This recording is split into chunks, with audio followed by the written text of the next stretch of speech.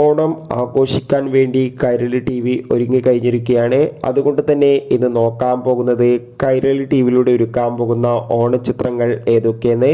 അതിൽ ഒന്നാമത്തെ ചിത്രമാണ് വിജയ് സേതുപതി, അഭിരാമി എന്നൊക്കെ പ്രധാന കഥാപാത്രങ്ങളായെത്തിയ മഹാരാജ. രണ്ടാമത്തെ ചിത്രമാണ് അരുൾനിധി പ്രധാന വേഷത്തിലെത്തിയ തമിഴ് ചിത്രമായിരുന്നു ഡി ബ്ലോക്ക്. ചിത്രത്തിന് മികച്ച അഭിപ്രായം തന്നെ സ്വന്തമാക്കാൻ വേണ്ടി സാധിച്ചിട്ടുണ്ടായിരുന്നു. ചിത്രത്തിൻ്റെ മലയാളം ഡബ്ഡ് വെർഷൻ ഓണനാളിൽ കൈരളി ടി വിയിലൂടെ സംരക്ഷണം ചെയ്യുമെന്ന് കൺഫേം ആക്കിയിട്ടുണ്ട്. ഭാവന പ്രധാന വേഷത്തിലെത്തിയ ചിത്രമായിരുന്നു കേസ് ഓഫ് കൊണ്ടാന. ചിത്രത്തിൻ്റെ മലയാളം ഡബ്ഡ് വെർഷൻ ഈ വരുന്ന ഓണനാളിൽ കൈരളി ടി വി എന്ന ചാനലിലൂടെ സംരക്ഷണം ചെയ്യുമെന്ന് കൺഫേം ആക്കിയിട്ടുണ്ട്. ചിത്രം ഒരു കന്നഡ ചിത്രം കൂടിയാണ്. ചിത്രം കണ്ടവരുടെ അഭിപ്രായം കമൻറ്റ് ബോക്സിൽ രേഖപ്പെടുത്താൻ വേണ്ടി ശ്രമിക്കുക.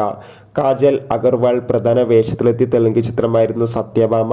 ചിത്രത്തിന് ഒരു ആവറേജ് അഭിപ്രായം സ്വന്തമാക്കാൻ വേണ്ടി സാധിച്ചിട്ടുണ്ടായിരുന്നു.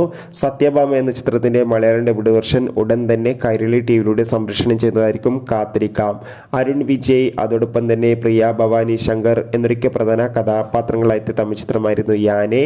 ചിത്രത്തിൻ്റെ മലയാളം ഡബ്ഡ് വെർഷൻ ഉടൻ തന്നെ കൈരളി ടി വിയിലൂടെ സംരക്ഷണം ചെയ്യുന്നുണ്ട്.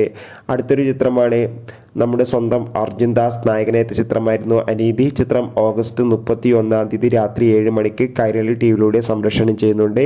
അനീതി എന്ന തമിഴ് ചിത്രത്തിൻ്റെ മലയാളം ഡബ്ഡ് വെർഷനായിരിക്കും സംരക്ഷണം ചെയ്യുക, കാത്തിരിക്കാം.